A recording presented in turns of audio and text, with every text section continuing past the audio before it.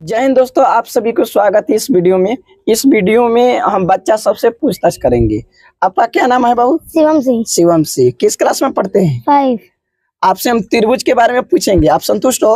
हाँ। ठीक है, तो बताइए पहले त्रिभुज किसको कहते हैं? 3 भुजा से घिरी हुई आकृति को त्रिभुज कहते हैं। त्रिभुज के तीनों कोणों का योग कितना होता है? 180 डिग्री। त्रिभुज में शीर्ष कितने होते हैं? 3। भुजा, 3। कोण, 3। त्रिभुज के क्षेत्रफल बताइए। 1/2 गुणा आधार गुणा ऊंचाई। बहुत सुंदर। त्रिभुज कितने प्रकार के होते हैं? भुजा के आधार पर 3 प्रकार के, कोण के आधार पर 3 प्रकार। चलिए, भुजा के आधार पे 3 प्रकार के कौन कौन होते हैं? समबाहु त्रिभुज, विषम बाहु त्रिभुज, समद्विबाहु त्रिभुज। बहुत सुंदर। समबाहु त्रिभुज किसको कहते हैं? वैसा त्रिभुज जिसकी तीनों भुजा बराबर हो उसे समबाहु त्रिभुज। बहुत सुंदर, बहुत सुंदर, बहुत सुंदर। और समद्विबाहु त्रिभुज? वैसा त्रिभुज जिसका 2 कोण बराबर, 2 भुजा बराबर हो उसे समद्विबाहु त्रिभुज कहते हैं। बहुत बढ़िया, बहुत। अब विषमबाहु त्रिभुज? वैसा त्रिभुज जिसका कोई भी भुजा बराबर ना हो उसे विषमबाहु त्रिभुज। अच्छा, आपसे कोई पूछे समकोण त्रिभुज किसको कहते थे, क्या बताइएगा? वैसा त्रिभुज जिसके कम से कम एक कोण का मान 90 डिग्री हो उसे समकोण। बहुत बढ़िया, बहुत शानदार, शानदार, शानदार, शानदार। चलिए, आइए हम पूछना चाहेंगे अंजलि कुमारी। आइए अंजलि कुमारी, ये माइक लगाइए, आप साइड हो जाइए। लीजिए माइक लगाइए। चलिए, आप किस क्लास में पढ़ती है?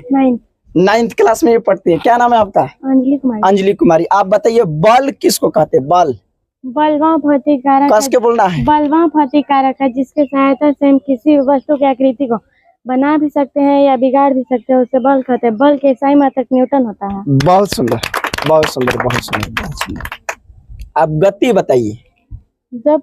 जब कोई वस्तु या कण चलता है या सरकता है या चलने के प्रयास करता है या समय के साथ अपना जगह बदलता है उसे गति कहते हैं। बहुत सुंदर, बहुत सुंदर, बहुत सुंदर, बहुत लाजवाब। आइए आनंदी कुमारी। आनंदी कुमारी, माइक लगाइए। आप लोग पोषण पढ़ी है? हाँ।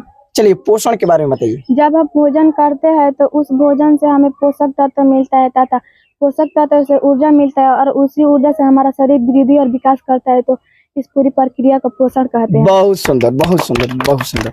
देखिए दोस्तों, 10 क्लास के एग्जाम में बिहार बोर्ड में पोषण पूछता है। पोषण से आप क्या समझते हैं, है ना? तो आप विस्थापन भी बताइए। विस्थापन किसको कहते हैं? प्रारंभिक स्थिति और अंतिम स्थिति के बीच की न्यूनतम दूरी को विस्थापन कहते हैं। बहुत सुंदर, बहुत सुंदर। आइए प्रिंसी कुमारी, दो माइक दो उसको, माइक।